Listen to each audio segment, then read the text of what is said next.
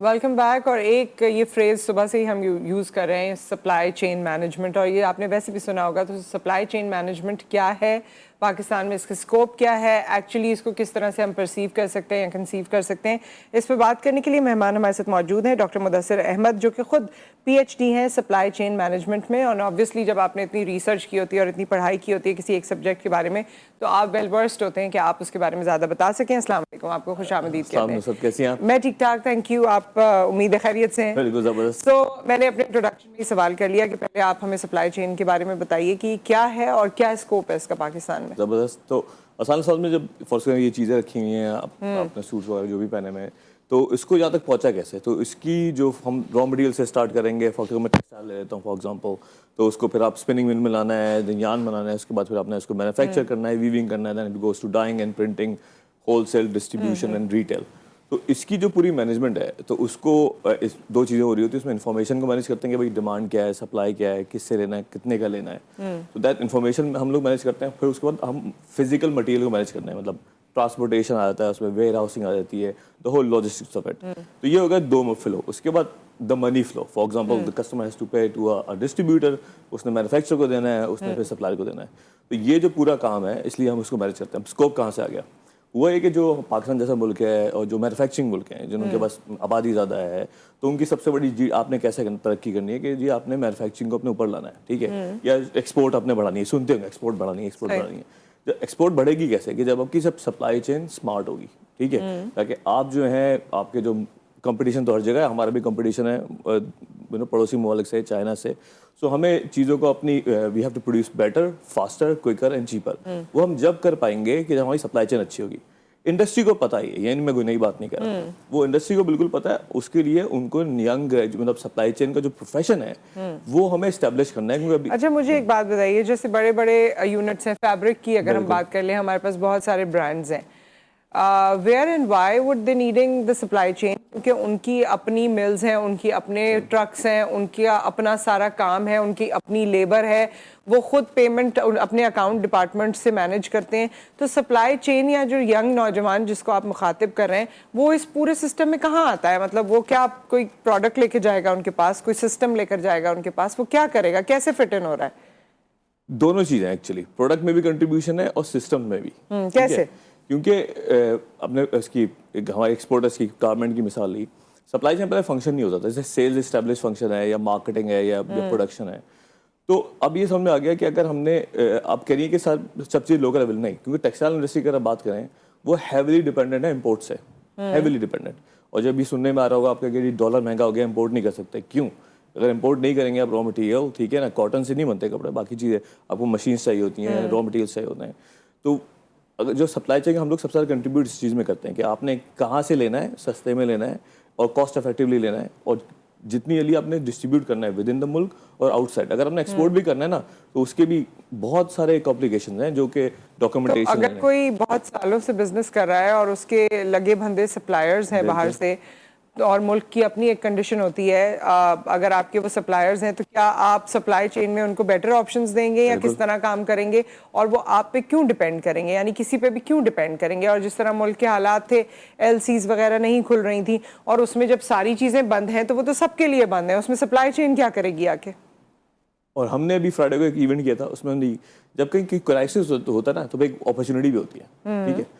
तो वो supply chain के बंदे जो कि अगर इंपोर्ट नहीं कर सकते, what are the local option? क्योंकि हमेशा there is a local options, ठीक है, कि विद इन द कंट्री कोई वही जो चीज़ें कोई पिंडी में बना रहा है, अगर आप कराची में इस्लामाबाद में बना रहे हैं, फाइंड एंड न्यू सप्लायर्स, ठीक है, और उनके साथ क्या लीड टाइम होंगे, क्या प्राइसिंग होंगे, ये हम बिल्कुल सप्लाई चेन वालों का काम है, और दैट्स व्हाट वी डू। इसको प्रोक्योरमेंट फंक्शन कहते हैं। तो किस तरह से आप लोग, क्या इसकी कोई कंपनी बनाते हैं, अपनी प्रेजेंटेशंस बनाते हैं, किस तरह से इसको पुश कैसे करेगा? जैसे अगर कोई आम नौजवान इस वक्त हमें देख रहा है और वो इसको सेटअप करना चाहता है, तो वो दोबारा मैं नंबर 1 पे आ जाऊंगी कि वो अपने आप को फिट इन कैसे करे इसमें। यहाँ पे लैक ऑफ नॉलेज है थोड़ा।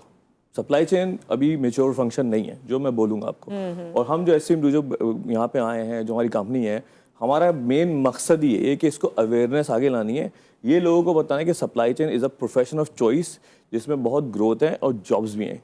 जो लोग प्रोफेशन में एक काम करते हैं ना, तो उनको ये पता होता है कि यार कि सप्लायर को ढूंढना कैसे है, उसे नेगोशिएट कैसे करना है, नेगोशिएशन भी टेक्निक है, ठीक है, और उससे प्राइस एग्रीमेंट कैसे लाना है, और आपने और कहाँ कहाँ अवेलेबल है। जब तक आप ये प्रोफेशनल फंक्शन नहीं होगा ना, ये अलग कंपनी नहीं होगी, ये आपकी जो भी मैन्युफैक्चरिंग फर्म है या डिस्ट्रीब्यूशन फर्म है उसके अंदर का एक डिपार्टमेंट होता है, जैसे आपका सेल्स का डिपार्टमेंट है या ह्यूमन रिसोर्स का डिपार्टमेंट तो है। आप समझते हैं कि हर कंपनी को सप्लाई चेन मैनेजमेंट बनानी चाहिए अपने पास? 110%, थैंक यू वेरी मच। अच्छा, यस, वैसे ये बाहर के ममालिक में तो क्वालिटी कंट्रोल और उस सब में आ जाता है, बिल्कुल। लेकिन यहाँ आप समझ, यहाँ नहीं है क्या सप्लाई चेन? बहुत बहुत इमेच्योर है। That is the one of the biggest issues for industry right now. Big brands नाम नहीं लूंगा, उनके पास हैं, लेकिन again they are not established. जैसे फर्स्ट करें, अगर आपने इंजीनियरिंग फंक्शन है, आप इंजीनियर को लेंगे ना, ठीक है, अगर आप हॉस्पिटल में डॉक्टर को लेंगे, अब यहाँ पे सप्लाई चेन में सीन क्या है, जो पढ़ा लिखा बंदा है वो उठा लिया, ठीक है, इसकी प्रॉपर वोकेशनल क्वालिफिकेशन है बाहर में भी दुनिया भर में भी। तो हम जो है वो मैंने तो अदर वे राउंड राउंड सुना है कि जिस तरह आपको मैं बड़े बड़े बिजनेसेस की बात करूंगी क्योंकि शुरू वहीं से ही होगा सप्लाई चेन, उसके बाद कहीं नजर आएगा। अगर उनको अपनी किसी मशीनरी के लिए टेक्नीशियन भी चाहिए तो वो उनको बाहर से बुलवाना पड़ता है क्योंकि हमारे पास अवेलेबल नहीं है। वो एक आई थिंक स्पेसिफिक एग्जांपल है जिसने इस तरह काफी सारी हैं। वो तमाम कंपनीज जिनका ताल्लुक एक्सपोर्ट से है उनको इंटरनेशनल स्टैंडर्ड्स पे पूरा उतरना पड़ता है और इसलिए उनको रॉ मटेरियल भी उसी फिनेस का चाहिए होता है, उनको एचआर भी उसी तरह का चाहिए होता है, उनको मशीनरी भी, उनको ऑयल भी, क्योंकि वो उससे फिर आगे पीछे नहीं हो सकते। बहरहाल हमारे साथ एक कॉलर है। अस्सलाम वालेकुम। वालेकुम नुसरत, कैसी हैं आप? जी मैं ठीक ठाक, आप बताइए। अल्हम्दुलिल्लाह, आपके मौजूद जमान का बहुत अच्छा आपने टॉपिक पिकअप किया और माशाल्लाह यू हैव द विजन कि आप समझती हैं इन चीजों को, और जो साहब आएंगे ये भी हमें अच्छा समझा रहे हैं। देखिए, मैं खुद भी कारोबार करता हूँ लेकिन मेरा मैन्युफैक्चरिंग से कोई ताल्लुक नहीं है, लेकिन मेरे दोस्त हैं जो बहुत सारे ये सप्लाई चेन पढ़ाते भी हैं और काम भी कर रहे हैं और ग्रेजुएट्स भी हैं। प्रॉब्लम पाकिस्तान में ये है कि जब तक आप स्टेट पॉलिसी वाजे नहीं करेंगे ना तो कुछ भी नहीं होगा। उसकी वजह ये कि देखें, अगर मैं गाड़ी मैन्युफैक्चर, कोई भी गाड़ी मैन्युफैक्चर कर रहा है तो पार्ट की सप्लाई तो पीछे से, जब आपकी पॉलिसी वाजे नहीं होगी आपका पार्ट कैसे आप इंपोर्ट करें, कैसे आप सप्लाई चेन कंप्लीट करेंगे। दूसरी बात ये कि सबसे बड़ी बात है कि हमारे मुल्क का प्रॉब्लम है ना, जो बच्चे निकल के काम क्यों नहीं कर पाते। अब तो जितनी तो मेरे पास मैन्युफैक्चर कंपनियां है ना, उनके साथ भी इन्होंने यानी 94 से गाड़ी प्रोड्यूस करी है बड़ी बड़ी कंपनियां।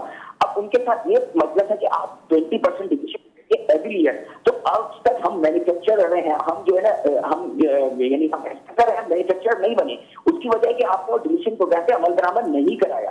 अगर आप डिलीशन अमल पे कराते तो आपके पास सप्लाई चेन अपनी लोकल होती और लोग कहते। मेरा इनसे सवाल ये है कि जनाब अजीज, जब आप बच्चे पढ़ के निकल रहे हैं, सप्लाई चेन पढ़ भी रहे हैं, लेकिन प्रैक्टिकल लाइफ में जब आते हैं तो वो इम्प्लीमेंटेशन नहीं होती क्योंकि हमारे यहाँ सीक्वेंस में चीजें चल रही है। तो उसके सिलसिले में आप क्या सेक्शन देंगे? ये मेरा सवाल है। Thank you so much. बहुत अच्छा सवाल है। हमारा बहुत अच्छी प्रॉब्लम है। हमने फ्राइडे को इवेंट किया, हमने इंडस्ट्री लीडर्स को बनाया, टेक्सटाइल की काफ़ी थे ऑफकोर्स। तो वो ये कह रहे थे कि जी बिल्कुल यही बात कि निकल रहे हैं, हमें रिक्वायर्ड स्किल सेट नहीं है। अब बच्चों से पूछें, वो ये बोल रहे हैं जॉब्स नहीं है। मैं तो कहता हूँ बहुत अच्छी प्रॉब्लम है ये, ठीक है। जो भी हमें सुन रहे हैं, आपकी माशाल्लाह इतनी रीच है, तो प्रॉब्लम जितने भी लोग बैठे हुए इंडस्ट्री में तो होगा ये कि यूनिवर्सिटी में जो पढ़ाया जा रहा है ना, वही जो बाहर की किताबें ले आए, उनकी केस स्टडीज हैं। जी ज़ारा की एक मशहूर केस, ज़ारा मशहूर ब्रांड है, नाम ले रहा हूँ, लेना नहीं चाहिए, लेकिन इंटरनेशनल ब्रांड है, कोई बात नहीं। उसकी वो कोई एडवर्टाइजमेंट नहीं करते लोकल टोयोटा की जो लीन मैन्युफैक्चरिंग की केस स्टडी है, ज़ारा की जो agile supply chain case study है, वो बाहर पढ़ाई जाती है, बिल्कुल यहाँ पे दीनी तालीम दी जाती है। उसको आप यहाँ ले आएंगे ना, जबरदस्त लगेगी, लेकिन समझ में किसी को नहीं आएगी, उसकी इंप्लीमेंट नहीं कर सकते आप। अच्छा, जो हमारी हर चीज़ की नॉलेज, बेसिक नॉलेज सही है, उसको कस्टमाइज करना पड़ेगा। हमें लोकल केस स्टडीज बनानी पड़ेंगी। जो हमारे टेक्सटाइल मैन्युफैक्चरिंग है या ऑटोमोटिव है, इन्होंने बहुत अच्छे कॉलर थे, उन्होंने नाम लिया, जो यहाँ पे इंडस्ट्री में बैठे हुए हैं, उनको जो एकेडेमिया के साथ मिलके करना पड़ेगा। थ्योरी अपनी जगह सही है, आप थ्योरी को नहीं हटा सकते, जबरदस्त है। टेक्निकल नॉलेज है, जैसे मटेरियल मैनेजमेंट है, प्रोक्योरमेंट है, लॉजिस्टिक्स है, वेयर हाउसिंग है, ये एक थ्योरी है, उसको समझे। लेकिन अगर आपने उसको यूटिलाइज करना इंडस्ट्री में, तो इंडस्ट्री को कस्टमाइज केस स्टडीज बनानी पड़ेंगी ताकि उनको समझ में आए कि जी पाकिस्तान में कॉटन सिंध में उगती है, यहाँ तक कैसे आती है। पाकिस्तान एक जमाने में जीन्स की बेस्ट कॉटन प्रोड्यूस करता था, ठीक है। अब बहुत पीछे हैं हम, क्यों है? मतलब डेनिम में पाकिस्तान का कोई सानी नहीं है दुनिया भर में, ठीक है। तो उसको आगे कैसे लाया जाएगा? तो वो अगर हम डेनिम की केस स्टडीज बनाए ना, जबरदस्त जाएंगे। मैं 2 और एग्जाम्पल दूंगा, बल्कि एक दूंगा, टाइम कम है। हमारी सुनने में आगा कि जी फुटबॉल जो है कतर में 4000 इस्तेमाल हुई है, जबरदस्त ब्रांडिंग, ठीक है ना। सियालकोट से आई।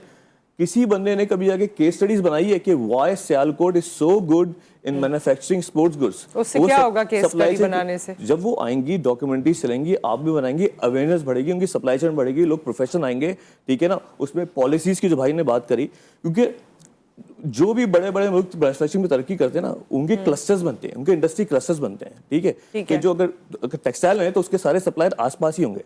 आप क्यों इंपोर्ट कर रहे हैं? अगर automotive industry, Michigan was known as hub of automotive, अभी भी है, ठीक है ना। वो मैं जब गौतमबुद्ध में पढ़ रहा था स्वीडन में, तो वॉल्वो का उनका हब था, उसके सारे सप्लायर उसी के आसपास थे। तो it's a policy matter as well. ये वहां तो खैर प्लानिंग इस तरह से होती है ना, यहाँ पर तो प्लानिंग इस तरह नहीं है। हम लोग जैसे अगर पढ़े लिखे लोग बैठे हैं। हाँ बिल्कुल सही बात है आपकी, कॉलर भी है, लेकिन यहाँ पर एक और चैलेंज है और वो है यूटिलिटीज का। हमारे बिजनेसमैन को या हमारे इंडस्ट्रियलिस्ट को गैस भी खुद चाहिए, खुद उसने प्रोड्यूस करनी है, पेट्रोल भी खुद, ऑयल भी खुद, हर चीज़ खुद। जबकि दूसरे ममालिक में जिस तरह आपने बताया कि उनकी नज़दीक तमाम चीज़ें हैं और उनको इंसेंटिवाइज किया गया है हुकूमत की तरफ से भी, तो उनकी एफिशिएंसी, टाइम और जो प्रोडक्ट है उसकी क्वालिटी में फ़र्क है। हमारे पास जो कुछ करना है वो इंडस्ट्रियलिस्ट ने या जो मालिक है फैक्ट्री का, उसने खुद करना है। हमारे साथ कॉलर है, उनसे बात कर लेते हैं। अस्सलाम वालेकुम। अस्सलाम वालेकुम जी। अस्सलाम वालेकुम अस्सलाम। वालेकुम। असगर अली बोल रहा हूँ जी, गुजरांवाला से, सैयद असगर अली जी सैयद असगर साहब। जी बेटे मेरे ने MSc किया है इसमें सोशल एजुकेशन में। MSc की है, ठीक है। उसके लिए आप क्या सजेशन करेंगे? काम के लिए जरा परेशान है नौकरी के लिए, तो क्या करना चाहिए? MSc किस में किया है? सोशल एजुकेशन, सोशल एजुकेशन में, ठीक है। बहुत शुक्रिया आपने कॉल किया। वैसे थोड़ा सा जो टॉपिक है उससे मुख्तलिफ सवाल है, लेकिन फिर भी अगर आप कुछ इनको बताना चाहें। नहीं तो सोशल एजुकेशन में किया है। अगर आपको कंप्यूटर पे काम करना आता है, थोड़ी सी मैथ्स आती है, तो supply chain is a great place to start. क्या सप्लाई चेन में कहाँ क्या कर सकते हैं? नहीं अच्छा, ये जाके हमारा बेसिक काम होता है, बिल्कुल बेसिक, जिनके पास टेक्निकल नॉलेज भी नहीं है। कोऑर्डिनेशन बड़ा इंपॉर्टेंट चीज़ है, ठीक है ना। तो आप कोऑर्डिनेशन से स्टार्ट करें, फिर टेक्निकल चीज़ें सीखें, फिर आगे हैं। अच्छा, कोऑर्डिनेशन से आप शुरू कर सकते हैं, रिसर्च से शुरू कर सकते हैं। ऑब्वियसली रिसर्च के लोग भी आपके पास। रिसर्च इज टेक्निकल, कोऑर्डिनेशन यानी कि इंफॉर्मेशन फ्लो के, सप्लायर की इंफॉर्मेशन कैसे आ रही है, कस्टमर्स की डिमांड कैसे है, आपको डेटा हैंडलिंग आनी चाहिए। वो अगर उसको आप अच्छे हैं मैनेज करने में, तो you can be very good in supply chain. अच्छा, तो सप्लाई चेन के लिए क्या पाकिस्तान में मुख्तलिफ कंपनीज है, कहाँ जाके इनको अप्लाई करना चाहिए? आई थिंक आसान अल्फाज में, any business who make stuff, ship stuff और मूव स्टफ, राइट। यानी कि चीज़ें बना सकते हैं, उसको डिस्ट्रीब्यूट कर सकते हैं और उसको बेसिकली सेल कर सकते हैं, उन सब से हमारा ताल्लुक है। सर्विस इंडस्ट्री में of course not, anything which is manufacturing, distribution, supply chain is the great place to start. Yes, ठीक है। तो सप्लाई चेन आप ये कहते हैं कि लोगों को उसमें जॉब तलाश करनी चाहिए या खुद क्रिएट करनी चाहिए?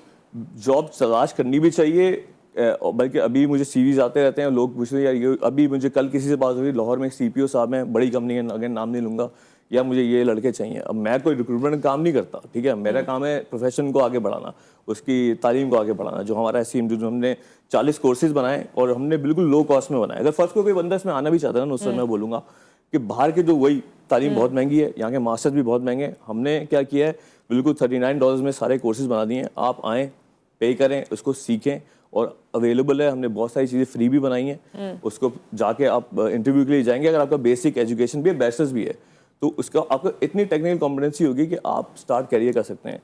और इसमें जॉब्स बहुत हैं, क्योंकि लोग ढूंढ रहे हैं और पैसे अच्छे मिलते हैं। यानी अब 3-4 साल में अगर इसमें आप रुक गए तो अच्छे पैसे बना सकते हैं, लेकिन दुनिया ख़त्म नहीं होती यहाँ पर, ठीक है। तो सप्लाई चेन ऐसी चीज़ है कि आप आगे अगर फर्स्ट को 3-4 साल लगा के आपने मार्केटिंग में जाना है, ऑपरेशन में जाना है, then you can diversify your career. ठीक है। सो विद दैट बहुत बहुत शुक्रिया आपका डॉक्टर मुदस्सिर, आप हमारे साथ मौजूद रहे और आपने इस टॉपिक को हाईलाइट किया। Wish you all the best जो आप काम कर रहे हैं उसके हवाले से। एक ब्रेक आ गया, ब्रेक के बाद जब हम वापस आते हैं तो आप जानते ही हैं कि आज की प्रोग्रामिंग हमारी थोड़ी सी डिफरेंट हो जाएगी। शब बारात के हवाले से बात होगी, इमाम मेहदी के हवाले से बात होगी। आप हमारे साथ रहिएगा।